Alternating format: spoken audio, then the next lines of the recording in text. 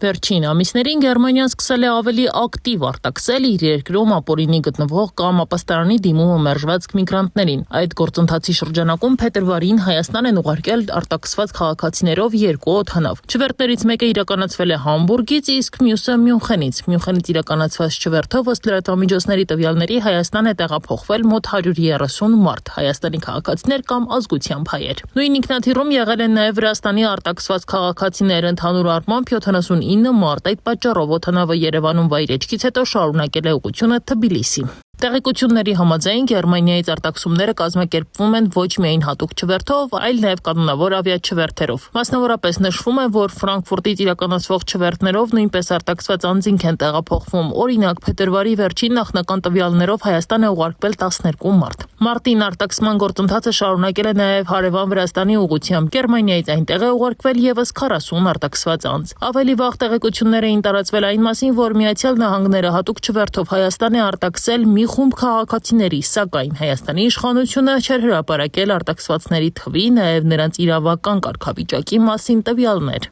Գերմանական լրատվամիջոցների փոխանցմամբ արտաքսումների թիվը վերջին շրջանում աճել է, մասնավորապես 2025 թվականի հունվարից մինչև նոյեմբեր ընկած ժամանակահատվածում Գերմանիայից արտաքսվել է 21311 մարդ, ինչը մոտ 16%-ով ավելի է նախորդ տարվա նույն ժամանակահատվածի համեմատ։ Բացի այդ, ավելի քան 30,000 միգրանտ երկրից հեռացվել է կամավոր ստանալով պաշտոնական ծանուցում, ըստ որի նրանք պետք է լքեին Գերմանիան մինչև սահմանված ժամկետը։ Ըստ վիճակագրության արտաքսման մասին հրամանները ամենից հաճախ տրվել են Վրաստանի, Ալբանիայի և Թուրքիայի քաղաքացիների համար։